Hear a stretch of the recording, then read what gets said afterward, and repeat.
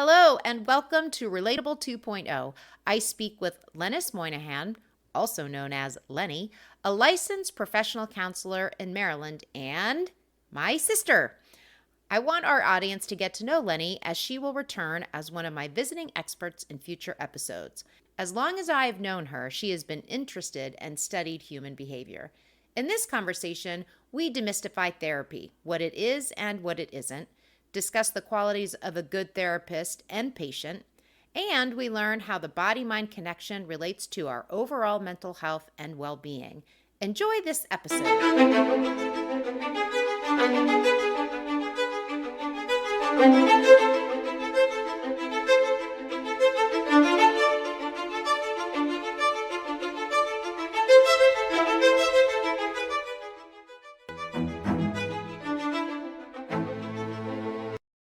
Of course, I'm super excited for this next iteration of my podcast, which I'm kind of still in the process of naming, but for now we'll just call it Relatable 2.0. Yeah. And my idea is to bring in some experts and bring in some different people to talk about a certain theme or topic from a different perspective, which I think could be really interesting and cool. And I think for you, we're going to talk a bit about your view and through your lens as a therapist and a counselor. But before we do that, my audience hasn't had a chance to get to know you yet. So I thought we'd have an introductory episode where, we get to know you a little bit better first and kind of hear your background and kind of hear your path. And as I'm sure you've listened to many relatable episodes, the normal kind of long form interview is I talk to people about how they've navigated their life, right? And sort of what were these pivot moments, and then how did they learn from them? And I think as it's evolved over time, with my background as a career coach, it's turned a lot too around like people and careers and how they've kind of found their spot. So I think it's just, you've had a cool journey to your own practice, right? So I think it'd be cool to learn a bit about that. And then, in future episodes, we'll talk more about your expertise as it relates to these themes. Okay. So maybe we could just first by like introducing yourself, telling us a little bit about your path and how you became a therapist. Okay. So I feel that I kind of think we're born with certain, we're born personality. And some things we can change and some things we can't. And so some things I was born with. I'm a highly empathetic individual. I'm a highly sensitive person, which is actually much better understood now than when I was growing up. There was actually a person who dedicated her study to find out about this and found that 20% of individuals are, and it's like a proven real thing. And you think of the Princess and the Pea, who she could feel the pee on the 20 mattresses. That would be a highly sensitive person. Learning how to navigate it and be responsible for yourself. I think just a lot of my personality and skill set. I'm also a thinker and I really like to use my mind. And I like problem solving and I like delving into the deep. So I often say that being a therapist is somewhat like being a detective in helping the client navigate through correct questioning and being available in the moment with that therapeutic relationship to help that individual process and figure out, right, whatever they've come for, the issues they're dealing with is kind of like that work that you're doing. It's kind of as a detective going like through the different paths, or you know what I'm saying, kind of trying to figure it all out. And I really enjoy that process. So I think that's how I came to this. Yeah. And I think, one of the things that I think is important just to note, or for my own experience with you, as someone that grew up with you and had known you my whole life, I think that you are someone who is highly intuitive and you've always been able to see things in people very clearly, before they could, or even, potentially, like I always saw it, and we've had a lot of conversations about this, where you're kind of 5 steps ahead right? Mhm. In terms of seeing things, because I think that is your gift. And then I think over time, as you've grown and evolved, like the patience to sort of help someone else get there, Sure. right? Yes. Where it's like you're not like hitting them over the head with like this is what's wrong with you, but it's really about like you're saying about an exploration. The other thing I think is really important to note, because I think a lot of people listen to this that are maybe at a crossroads in their own path in terms of what they should be doing, Mhm. or they've already had of one career and they're trying to look for another career. And I Mhm. think it's really inspirational that this is something that's kind of been in you for a long time, and then you kind of made a choice to pursue it, but it was a little later. And Yeah, I think that absolutely. like, Yeah. maybe just talk a little bit about that in terms of what was the motivation to really when you decided to say, "Yeah, I'm gonna go forward and do this." Tell us Mhm. a little bit about that. Well, I got married and I had kids and I wanted to stay home and I was lucky enough that I could do that. Yeah. And during that time, that was a huge time of searching for me. I went to acupuncture school for a year. I got certified in reflexology. There's a huge holistic component in my life and that I'm also interested in. And even in my therapeutic relationships, I bring that same holistic belief, which is body, mind, and spirit, because I believe everything is intertwined and everything affects everything. And I way back in the day, I had majored in psychology and religion and had actually thought I was going to go on in theology and was going to do something with theology until I found out you needed a language such as German, which I took one class and went and withdrew. I do not have the gift, right, of language. Um, so that had always kind of been the goal. And then I, got married and had kids and, did all kinds of things, while I was Yes. home, went through an experience myself that was a huge healing journey, got very, very ill. Uh, Mhm. all of those things, God has a perfect timing. So when my kids got older, of course, and when they were going off to school, then it was time, right, for me to go ahead and go back to school. So that's kind of how that got me there. And one thing I think is so cool about our experience doing this and our future conversations, like I feel like I get the benefit of your wisdom and your counsel a lot.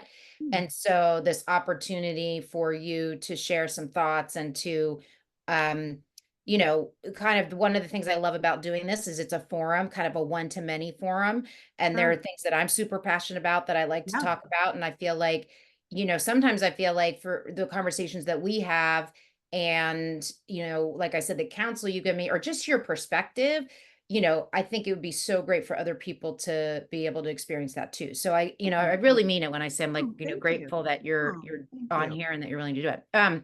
Okay, so let's talk because one of the things that and the other thing I love about you too is I was just telling Paul about this, like when I was talking about talking to you, like I think you, because of what you've been through and who you are as a person, like you have I would say like a distinct approach, thought, feeling about things. Like Mhm. I think Mhm. that there's a lot of stuff that's like watered down Mhm. now, Mhm. and Yeah. I'm even victim to that too, because Sure. Yeah. Of like, course. oh, I don't want to piss anybody off. I don't want to Yeah. say something that's going to be really provocative. And what I really like about you is you're convicted. And I Mhm. feel like that is rare. And I Sure. think you're convicted in a way that like makes me think about things or, so anyway, I think again, like Oh, that's going to be okay. kind of a cool way Yeah. for us to learn more about, your perspective and how you approach these things. So Sure. let's talk a little bit about like your approach. Mhm. You talked a little bit about kind of that detective hat.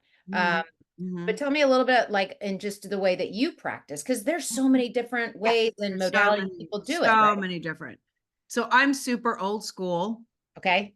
Um, I will share that when I did go back to school, I had shared with someone that remember I was older. Yeah. I had done psychoanalysis for 7 years, which is, 4 hours on the couch a week. And they looked at me like I was a dinosaur. They were like, what? Are you kidding?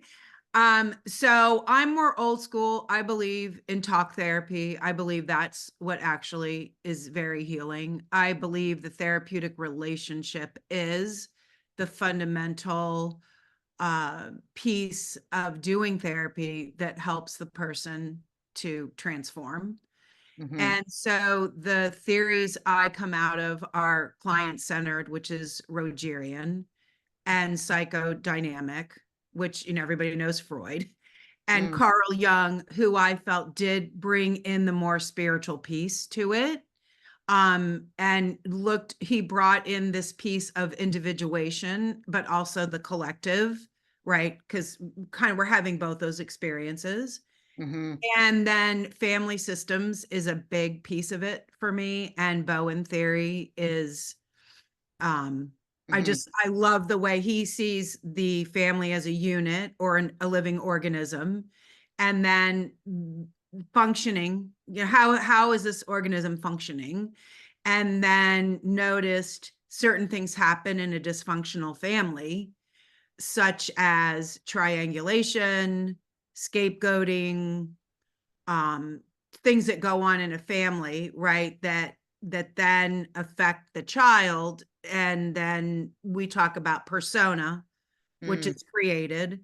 And so another thing, a lot of times when people think of trauma, they always think, trauma is, you were in a war, or, your friend, you saw somebody get murdered, which of course that is huge trauma.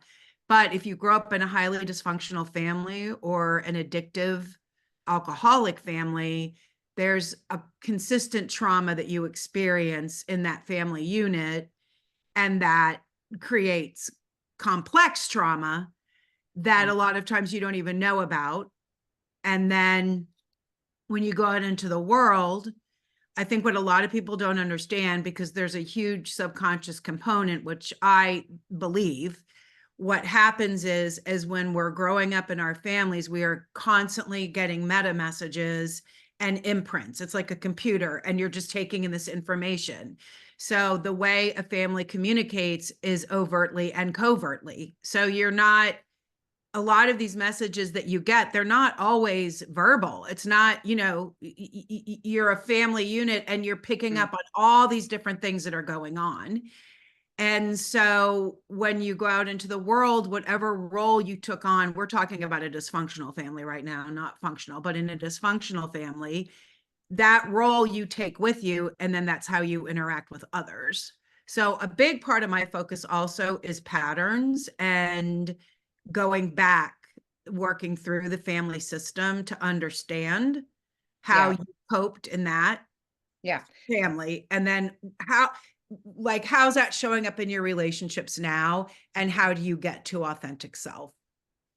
Yes. And can we just park for a minute on the subconscious? Because I Mhm, think this is something that I didn't fully appreciate for a long time, and mhm, actually had been in therapy in my 20s. And similarly, but I've talked on this show a little bit about it, but like I've had, mhm, panic attacks, and I had, yeah, all sorts of things that I worked through. But the thing that I didn't realize mhm, and I didn't fully appreciate is like this kind of context of with the subconscious versus like the conscious. And like you and I had a conversation once where I was like, look, I'm almost 50. I'm mhm, functioning pretty well in the world. I kind of know, yeah, so what is like, what is it really, the subconscious, right? And like why is it, I would say, a factor, mhm, mhm, depending on, to your point, like if you haven't had that, they say that capital T trauma versus little sure, t, right? yeah, But like I'm learning that this subconscious part is a really big piece of mhm, overall, like if you're someone that's trying to reach like overall like mhm, contentment in your life, or feeling like sure, you want to be functioning in your life the way you want to, that's where I yeah. feel like the subconscious stuff comes in. So can you talk a little bit about like what it is? Relatable is sponsored by TFA Soft Skills, your one stop shop for workshops, coaching, speaking, and soft skills development. If you'd like to hire Teresa or any members of her team, please visit www.tfasoftskills.com for more information. For example, we're talking about growing up in this family and you're getting meta messages. So Yeah. let's say you grew up in a family, and the message kind of coming from your parents, again, it does not necessarily verbal, okay? But life is lack and you can't get what you want. So there's this imprint that goes on. Your perception becomes, well, I can never get what I want. I can't get what I want.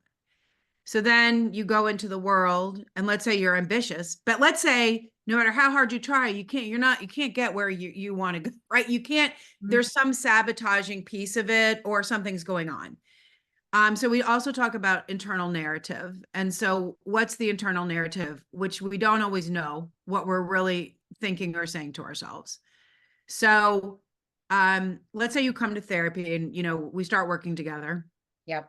And, I notice in a lot of the sessions, you keep making these comments about, oh, I'm so stupid, or I'm not good enough, something along these lines, these negative things that you're saying, or I can never get what I want. Mm-hmm. So then we try to kind of explore, well, why are you saying you can never get what you want, right? And we kind of go below the conscious to kind of get to, well, where did that come from? Where did that start? Where did that narrative grow? Mm-hmm. Right? It's kind of getting that to the conscious where let's say all of a sudden you recognize, wow, growing up in my family, we were kind of told all the time, you can't really have what you want. Right. So it's this huge imprint. It isn't just, you're lacking confidence or self-esteem, right? It's a bigger piece than that. Right. And then once you are able to see it, then we really work on changing the narrative. If you just change the narrative, but you don't get to where did this come from, it's much harder to get it to move. Right. That's just that's a small example, but No, something I along think those lines. yeah, I think it's really helpful. And I think I think for people that are like linear and logical, which I am, a more linear, like I'm a thinker more than a feeler, I think it's helpful to understand that there is this other piece that is unseen. Yeah. And and through the therapeutic relationship, it becomes seen, and it's kind of cool to like uncover it, which leads me to kind of this next question, which hopefully, like this idea around, is there still a stigma around it? Do you feel like, and now that you've been in this for a while, like, are you seeing more people approaching therapy that wasn't necessarily in the capital T, right? Like, I think there is still some stigma, but I feel like we have an opportunity here, kind of a call to action. Like, if you're someone that's struggling, or if you're someone that like feels unseen, or you have these parts of you that you wish were different, like therapy is a great way to get there. Yeah, it is. And you need to go to a therapist that does that work. And for example, CBT is great, right? It's cognitive behavioral therapy.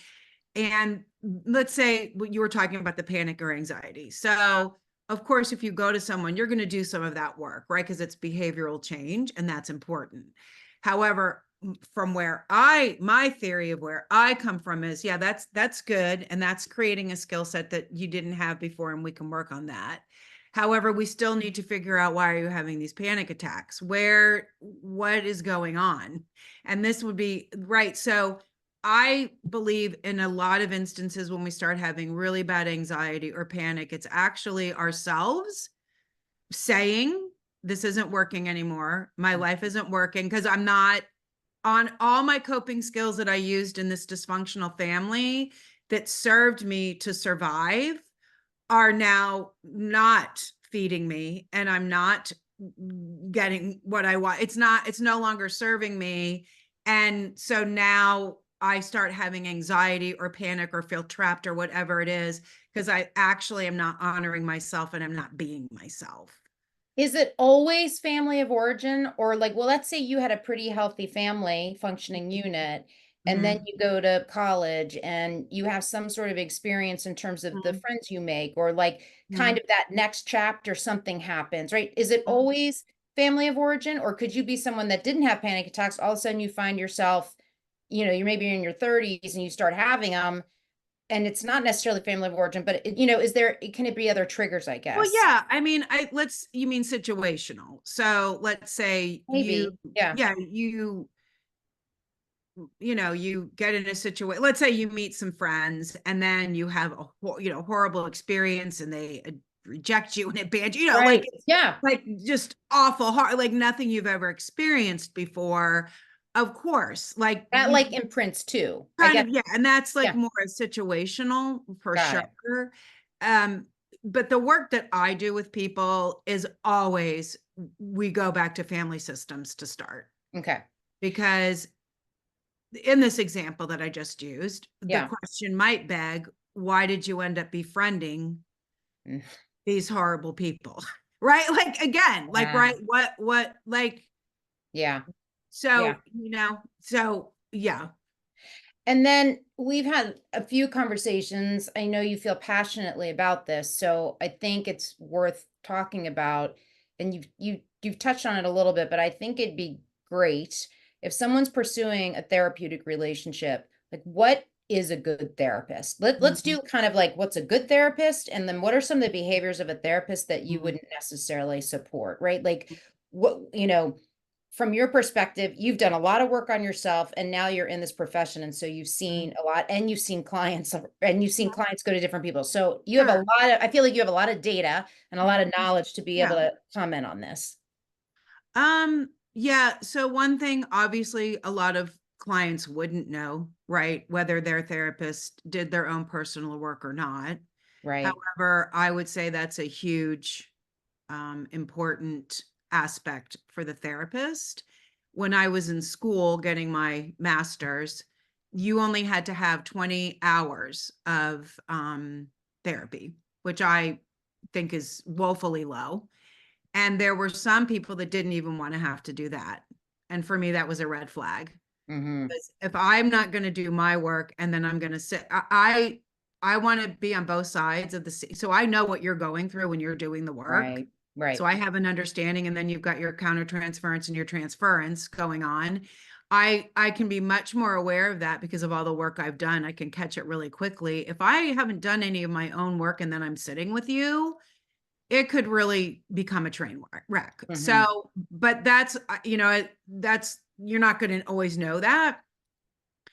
I think the bigger things are around is there movement in the therapy? Are you gaining insight? Are you becoming self-aware? Are you having better self-awareness? That's a huge one, right? And in that, then becomes the changed behavior, right? The work is, you can't change the behavior till you really understand it and understand what's going on, and that can take time. It's not going to happen in 2 sessions. But if you're noticing you're not getting anywhere, or you're spinning your wheels, or maybe the therapist isn't asking questions and isn't taking you down maybe a path that you're resistant or that you don't want to go to. Do you know what I'm saying? Or the therapist isn't helping you kind of stay in that uncomfortable place to kind of get past it. And look, even there are some times when the therapist is a little bit more, hey, feet to the fire. I'm Yeah. not going to let you avoid this. If it starts being like a coffee clutch and they're your best friend, that No. that Yeah. might not be the best fit for you. Right. It's so tricky, right? I could Mhm. see, there's obviously lots of like movies, maybe even Yeah. sitcoms about the Yes. idea Yes. that like Yeah. as you as a person kind of going to another person and kind of opening up and like how do you not create like a bond, right? Or like Mhm. Mhm. more so maybe for the patient, right? That Mhm. feels because they're having some breakthroughs and they're able to move Mhm. forward and Mhm. like they're going to feel very attached to their therapist, right? But Mhm. the idea that like friendship or to your point, like it is still like in a, I don't know if this is the right term, but it's still kind of a professional relationship, right? In Mhm. the Yeah. context of for both people. Yeah. I don't really refer to them as patients. I refer to them as clients, Ah, just as you said, but maybe oh, a okay. psychiatrist might call them a patient, but Interesting. yeah, so I think there's a healthy boundary that is required, and the therapist does set that tone and sets that boundary. Yeah. And it should be felt like it's an appropriate boundary. Of course, the therapeutic bond is really important, but that doesn't, you don't feel like that's your best friend. Do you get what I'm saying? This therapy is work. You should be doing work. If you're not doing work, then I don't think you're being served. It isn't easy. Therapy isn't easy. And also it's not for everybody. Therapy Right. isn't for everybody. Right. Right. It isn't. If, you have to be at a point in your life where you really, let's say you're kind of at this point and you're like, my life just isn't working. Right. And I kind of want to figure out why, and you're willing to do that work and uncover it, then that therapy is good for you. If it's really hard for you to look at yourself, if it's really a challenge and you kind of don't want to do it and you're more comfortable always looking outward at everybody else or what they're doing, therapy might not be the best Right. avenue for you. What do you think about people that want to go? They have thought a lot about it and they're afraid to pursue it. So there's an awareness, right? I want to do it, Mm-hmm. but they've never really been exposed to it. They've never done it. It's like, Mm-hmm. it's kind of this foreign thing. Mm-hmm. I think there's a lot of people that kind of sit in this space and think like, I think I could benefit, but I'm afraid of X. Like and you can't even name what the fear is necessarily. Okay. So how do we help someone that's maybe in that state of mind to kind of, so someone asked me the other day, they were like, well, what's it really like? So I don't know, maybe that is part of Yeah. it being like, what can they expect Yeah. if someone's kind of afraid and doesn't know what it is? Well, I mean, I think part of it is also finding the good match, right? So I think one thing is if you reach out to somebody and let's say you go a couple of times and you just maybe just don't feel connected to it's okay to say, what, this isn't the right person. Let me try somebody else. Right. Another thing I would say, I think it is important to look when you're looking for a therapist, look, what is their theory? What are they based in? Mhm. Right? Because, you're going to have different results depending on the type of person that you go to and what is their focus. Again, Right. I'm just using CBT because it's just kind of an easy thing. That's so much more behavioral, right? We're just really working on changing behaviors. I'm not saying you don't do some analytic work, but it's mostly that person might not be as Rogerian driven or family systems. Yeah. Do you know what I'm saying? So part of it also is what is this person providing? Right. And what am I looking for? Yeah. What is going to help me to be motivated? Yeah, it's interesting because, in my own path with this, like you and I've talked about like person-centered and I think that helped me understand a bit more about that. I kind of looked it up and learned more about it Yeah. and the Yeah. idea that like um the kind of more internal exploration Mhm. and relationship to self Mhm. versus like to me the cognitive, which is powerful, especially if you're in a place Sure. where you can't do things like Sure. cognitive Of is course. great because it Yes. really helps you be more Yes. functioning in your life. I think it's kind of like it's the next layer deeper of like, okay, Yeah. now I'm sort of functioning, but I want to repair this so that it's not an ongoing lifelong Right. issue, Yes. so that's where the kind of think that deeper and the Right. person-centered is it's like I feel like even more so now, but certainly even in my generation, like there's just so much a focus on the external, Yes. right? External is going to solve it, Yes. whether it's like booze or drugs Yep. or Mhm. TV or, name your distraction. Sure. Yeah. The external is what feeds you. And so the idea of like, wait, let's come back to you as an individual. And I mean, in my work, there is this cognitive piece around narrative, right? Mm, If people could stop and start listening to how do they speak to themselves in a day, yeah, when you're already anxious and then you're saying things to yourself like, I'm so stupid. Oh my God, what's wrong? Right. And you're beating yourself up, let's say, okay. It's so interesting how we can have compassion for other people, but then for ourselves, we are just so awful. We can be so awful.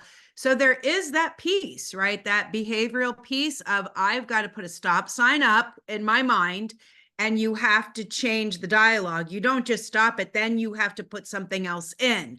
Like, well, that's okay. I'm feeling anxious right now. Of course I made that mistake, right? It's the difference of how you talk to yourself in a day. I don't think people understand. That's literally half the battle. So interesting. I was listening to a podcast once and they were talking about like judgment and judging others and themselves. And they said they were kind of going on this like meditative journey to try to like note when they were judging, whether it was they were judging someone else or themselves. They said it was so fatigue. There was so much fatigue and exhaustion. They couldn't even cope up with it for one day because you're constantly, whether it's outward, from the spiritual aspect, right? You try to not be as judgy, but like it is a constant recording, right? Like you're just always judging things like either, outside of you or inside. So even that awareness of like, where are you doing that? And like, is it serving you or people? It's critical. It's a critical nature, right? And there is a piece of that in we're very external. Our society is much more extroverted and external than introverted. So there is a piece of that goes on. And then we talk about acceptance, right? There's this huge piece around acceptance, right? This idea that, you think about how hard it is to change yourself. Right. It's really hard. So the idea that you think you're going to change someone else is, well, it's like Mount Everest. I mean, the spiritual piece to me is like me trying to keep my backyard clean for a day. Like you're saying, I've probably judged by, you know what I'm saying? These things that I'm constantly working on, right? As my spiritual piece that I'm always working on to show up kindness, love, forgiveness, right? That's the goal as a Christian, right? But we're human, but just that alone, right? Is right. So I'm now thinking I'm going to be able to change somebody else. Right. And that is something that I think is worth also mentioning here, which is the older I am, the more work I do, the more I, learn about this, it always comes back to me. Absolutely. So like, I know I've come to you frustrated about certain things, right? Marital woes or whatever. Yeah. And I'll say to you, oh, it's all this person, right? It's all him. And then you'll be like, well, and you'll have a very good way of like, getting me sort of off the defensive and more in the like, okay, well, kind of what's happening that's, creating your experience here. Right. And then the more you start to like uncover it, it's like, oh, I have an expectation or a need. And I'm unable to communicate that to this person. Right. So the more I learn and the more I evolve, it's like, it's rarely about that other person. Right. And it's really about yourself and the way that you operate and the behaviors and the habits and all those things. Right. So it's like, it's just so interesting because you're like, oh, it's them. They're triggering me. It's their fault. Yeah. And let's talk about couples for a minute because I'm kind of on the fence about couples. Okay. Because I feel you still have to do your own work, like, period. So I think a lot of times when you come in as a couple, I've experienced this quite a bit. They're coming in and one of the two really has decided it's the other person. And they're coming in because if the other person just changes, they're going to be good. So I want to just do a shout out to anybody that's thinking of going to couples. If this happens to be you, I would recommend you go to individual therapy instead. It takes two to tango. And in all the couple work I've done, you've got all these patterns going on, and we talk about the subconscious and and think of it this way. In every marriage, the two people came with about 10 to 20 suitcases. And those suitcases, right, is all your history coming with you. Yeah. And so all those patterns that shows up in the relationship. You don't get into the cycles that you get into when you do come to therapy unless the two of you are triggering each other. So it is difficult if you keep that mindset. Let's say you go to couples for a year, but the mindset is really deep down. Yeah, but that it's that person, they need to change. You're not going to get anywhere. Yeah. Is it, And go go ahead. ahead. No, keep going. What were you Well, gonna I say? was going to say, and I found that if you do, so let's say you're in a marriage and there's a lot of conflict and there is this pattern or cycle going on. And it shows up, right? In therapy, it shows up over and over. We're seeing this pattern that's going on. If I work with the person individually and help that person to change their behavior, right, for them to understand, let's do people pleasing as an example. So you're in the relationship and it's kind of, one's kind of more the user, one's kind of the giver, taker, whatever you want, however you want to call it. Which I also do want to say, I think there's this idea around the giver is somehow better than the taker. You have to have both. So there's no one's better. Okay. It's the same when we're talking codependency. I'm not talking, sometimes you do take, sometimes you do give, but I'm talking in a codependent relationship. So let's say the giver is feeling taken advantage of, all these things, right? Because they're not advocating for themselves. They don't know how to do that. They don't know how to, let's say they get, and so what ends up happening is they get in a big argument and they don't know how to stop the argument. So the more we work one-on-one, hey, you know what? When it gets to here, you're actually allowed to remove yourself, right? You're actually allowed to say, I need a timeout. I'll come back in about 20 minutes because my my whole nervous system will have calmed down by then. And I can change the trajectory of this conversation because I won't be up here anymore. Right. Or you can advocate for yourself and say, no, I really don't want to do that, whatever that looks like. Right. Right. So the more that one person can make those changes, the relationship inevitably changes. Yeah. And also, I want to say one more thing. When that happens, it's this person, the person over here, they're not exactly happy when it's first changing. Because now all these dynamics and pattern, now it's not their stuff they've been doing is now no longer working. Yeah. Yeah. It's so interesting. Like I think it's a good point around, people pleasers and givers and the idea that like, you put other people before yourself and, I'm one of these people, which I've learned over time, you're getting something by being that kind of person. Of course, And so absolutely. your point around the giver and the taker, I think is so important because the givers can learn from the takers and the takers can learn from the givers. Absolutely. And so the optimal, I think the ideal is you're a blended human that can do both. You want it to be balanced. Right, balanced, right. So I just think, there's this, like you said, like there's a positive, connotation or stereotype for the giver, people pleaser, because that's it's a more pleasant vibe. Look at how nice they are. But it's like you're saying, you're trying to get a need met. And let me also just say this, we're talking codependent. I am not talking normal. Of course, sometimes you give, sometimes the normal balance of reciprocation. I'm not talking about that. Yeah. I want to talk about, we talked a little bit about the Red Book, which is Adult Children of Alcoholics, which I love. And I recommend it to everybody that either grew up in an alcoholic family, addictive family, or dysfunctional family, because I think it's really helpful to understand characteristics that many of us share, right? It's the same as the alcoholic when you do Alcoholics Anonymous, AA, the 10 steps, you know what I mean? There are characteristics to an addict. We can see what they are. It's the same for people that grew up in those families or those dysfunctional families. So we've talked about this. A huge issue around this is abandonment. And it's we talk about the unconscious. You're not walking around thinking to yourself, I'm afraid I'm going to be abandoned. I'm afraid I'm going to be abandoned. That's not what you're thinking. But when you grow up in a very dysfunctional family, you probably already were abandoned by your parents or by the addict or whatever went on.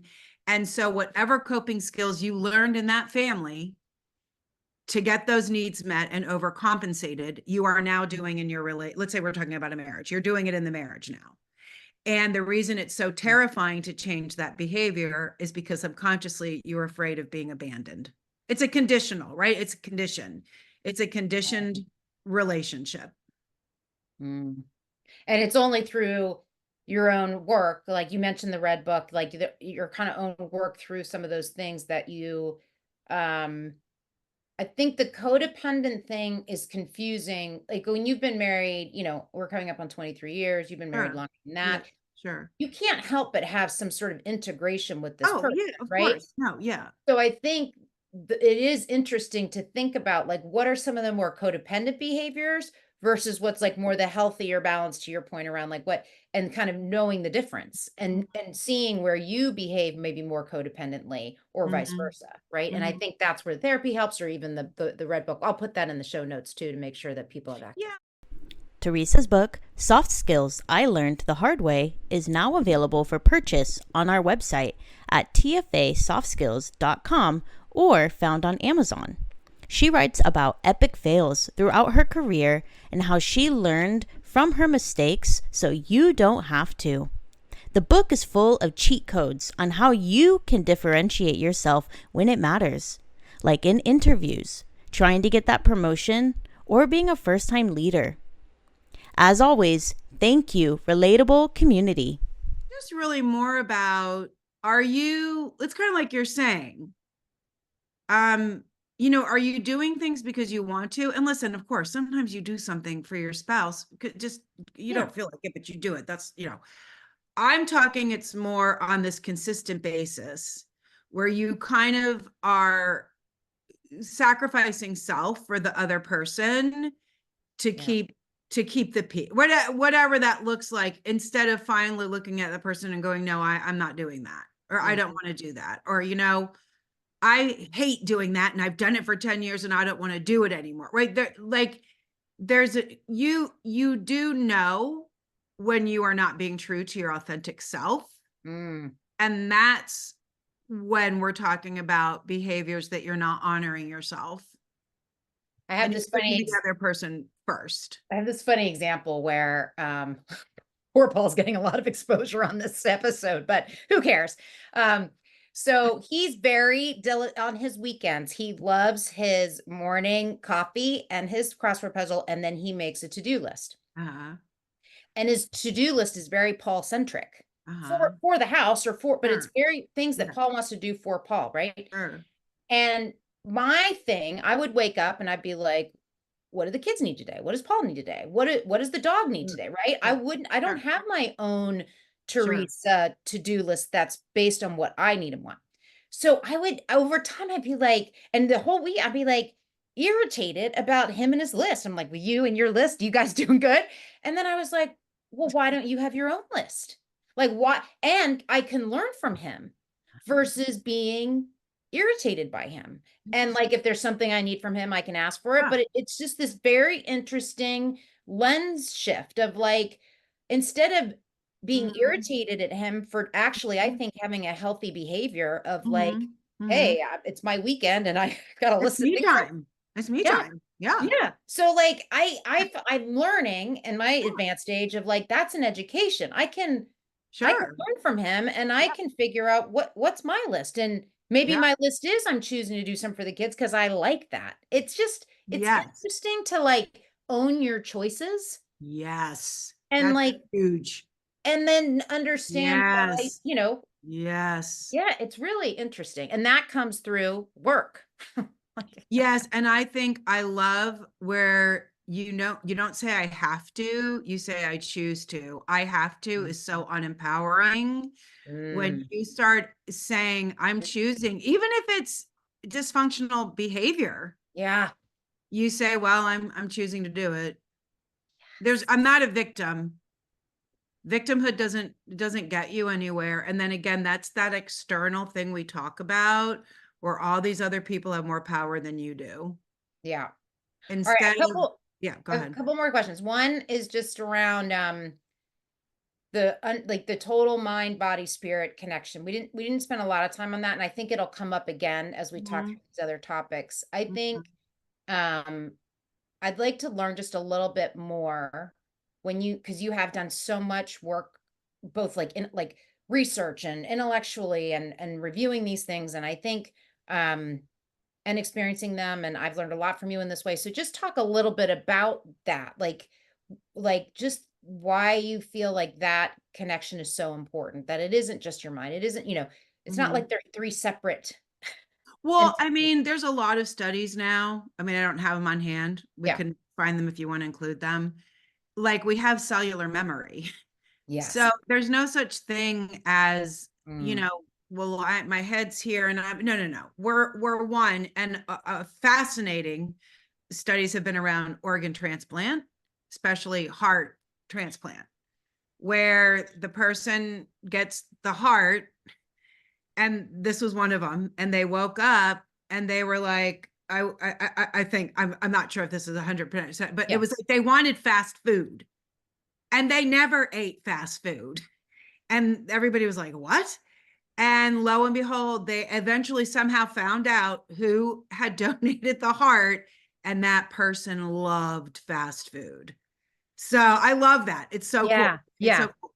But just when you look at childhood trauma, like we're talking about this chronic childhood trauma, we see a change in the frontal cortex. We see a change in the Mm. amygdala. We know that our nervous system is ramped up on high. This is just right. These are bodily right responses, right? We're not separate. Right. Everything is one. So everything affects everything else. Yeah. And I'm not sure how we got to this place where we don't think that way, but right, it's all together. Yeah, I'll speak for that because I think I saw it as sort of separate parts, and I think it's because the integration of it all, um, maybe one kind of hard concept to understand, but two, it's easier to manage if you, I think sometimes if you think of things as distinct parts. So like, I've talked to you about like gut, they've said mind gut now, right, is so Oh yeah, connected. And so I connected. would be like, I don't think my stress, I think I know how to manage my stress now. Like in the fact that the body, Yeah, I'm learning more for yeah, me because I'm more of a thinker, that my body has these physical responses because I'm not feeling, sure, right? So I think for me, part of it is like denial, maybe, of like, I don't sure, want to think these parts are integrated. sure. And then it's like, guess what? Guess Yeah. what? They are. And your Oh yeah. body tells you. You're like Oh you yeah. said, the panic attacks. And that's another thing, like for people that are depressed or panic or like, your body's telling you something, Oh yeah, you know. absolutely. I Um, absolutely that. all right, I Yes. have two other questions that I'm going to throw at you. One is, in my world of sort of soft skills, um, development, and the fact that Mhm, I am so impassioned by them and I think they're mhm, so important. And mhm. I feel like, frankly, we're in a crisis to some respect with some of these less Sure. experienced generations and their ability to do them. And so, in the context, I mean, obviously, in a therapeutic relationship, there's like, it's soft skills based. And so I'm just curious though, as a therapist, maybe in that context, Mhm, what have you found if you think about like, there are more the less the hard skills of kind of your methodology and your approach, but the soft skills of like, obviously, listening or mhm, interpreting or influencing or collaboration, or, mhm. when you think kind of through those types of skills, when as a therapist and a counselor, what do you think are the one or two that are most important? If you'd like to advertise with Relatable, please email us at info@tfasoftskills.com. Now back to the show. I think really the most important thing is being present, Mm, and being present, and and being able to really listen and to validate the client's experience, and to have an understanding of that experience, um, I think that's really important. Yeah. And I would expect, just like the rest of us, as a therapist, you in your own life have a lot of distractions. You in your own life have, right? So it's kind of like to be that present in that moment, and to be kind of, must almost like have to, it's an effort and an intention of like, I'm here, I'm right, I'm doing this right now, and everything else has to kind of take a back seat Yes. to what's going on with the client. But yeah, I mean, that is, yeah. Right? Like table Yeah, stakes. absolutely. That time is theirs, and that is the focus, and that's what you're focused on. Yeah. You're All not right. And then focused. the Yeah. last one, which I don't think I'm going to know I don't know what you will say about this, which No. is, I often ask people, if you were to go and kind of put your arm around, let's say, like your 20-year-old self or Mhm. 22-year-old self, and Mhm. you were going to give her some guidance Mhm. about the Mhm. path, right? Your path in particular. Not that Mhm. you would change it. I'm not looking, because some people will say to me, Mhm. well, things happen the way they happen, and that's how they're supposed to happen. So I'm not saying like, let's course correct anything majorly. I think about it in terms of like, if you were to put your arm around her and say, this might make the path a little bit easier for you. This might, like, what are some of the things that you've learned as, the mature self, right? That you could kind of put your arm around Lenny and be like, okay, let me give you a little advice. What would you tell her? So we were talking about codependent behaviors. Yeah. And one of the ones I took on one of over responsibility, Mhm. caretaking. So what I would say to my younger self is get that 500 bag of rocks off your back that you carry up a mountain every single day. That feeling of responsibility. That's what I would say. No, the whole everything, the energy, the people, the metaphor for me when I had my hip surgery, I could see it so clearly in spirit. Mhm. I had been walking up a mountain with a 500 pound of rocks every Mm. day for years. Awesome. It's actually tragic, but awesome that I could drop down the bag of rocks. Yes. And that it would free her. Yes. Yeah. Yeah. Yeah. Yeah. I don't know if that's the answer. I don't know if that's the right, if No, that's why? what Yeah, there's no right or wrong answer. right. It's And I like, don't know if that's too deep, if that's too it's esoteric. no. I mean, I think we all have, like, I think that's why I love the question, because I Mhm. think people come at it from a lot of different perspectives. That So, I wish I remember when you said to me, this was years ago. I mean, yeah, I've never forgotten it. I even at the time, right? We were driving somewhere and we saw a mailman or something, and you looked at me and you said, "Oh my God, you're the same with everybody." Do you remember this? you've mentioned it, but I don't know. And your point was what your point was, and it was quite accurate. I was 150% with every single person that showed up. That's what you meant. You meant he's a mailman. Not that you wouldn't say, but you were like, Right. you Right. don't need to have a 50-minute coffee clutch with the mailman. No, Yeah. it was true. Yeah. I did, of course, at the time, but that is what I'm talking about. Mm. I did that Yeah. for years. And for an introvert, it's exhausting. I Mm. depleted so much of my energy Yeah. because that's what I thought I had to do to survive. I think the idea about, and again, maybe this is a seedling for a future conversation, because I find it fascinating, the persona, right? And Mhm. really, like, Mhm. um what that means. And I think there's just a lot of people that brush off this stuff, right? And say, you know, Mhm. they like, not that it's like Mhm. woo woo, or, like you Yeah. said, esoteric or whatever.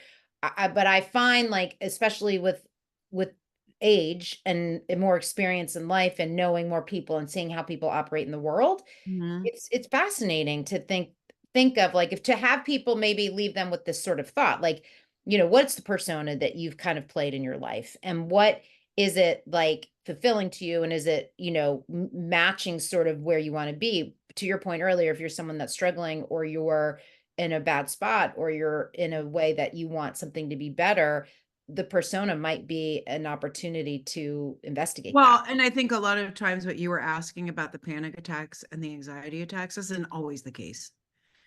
In several cases, the persona isn't working anymore because it's Mhm. not your authentic self, and your authentic self has had enough and doesn't want to do it anymore. Yeah. And And I truly believe that. I truly believe that. I should have said that because it is true. well, and what's fascinating is in my own work that I do, that's Mhm. obviously very different than your work. Mhm. I've come to the conclusion that the authentic way in which you relate to people Mhm. is the way in which you succeed. Mhm. So I take it to kind of the skill-based level Mhm. of, like, when I think about how you interview, how you communicate with other people, how you operate in a Mhm. business environment, Mhm. like when Mhm. you're putting on, Mhm. to me, your results are not as good as when you are anchored in Yourself. Yeah, yourself. And absolutely. so that And takes, people know, right? They pick up they on it. know, they Yeah. sniff it out. Yeah. Absolutely. Like when I'm in front of a group of 88th graders, Mhm. Oh my God. like you They know. cannot Oh no, you can't. BS them, Yeah. so Yeah. it's almost 100%. like Yeah. I love that demographic because it keeps me honest. Yeah. Like you 100%. can't, Yeah. thank you so much for being on and for being a part of it. It's been great. Oh my God. Thank you for including me. It was really, I felt very special. So thank you. Of course.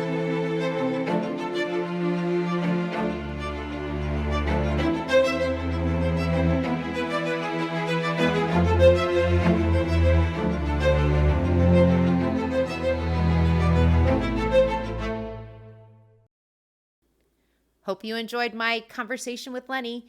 As a reminder, please rate, subscribe, and leave comments.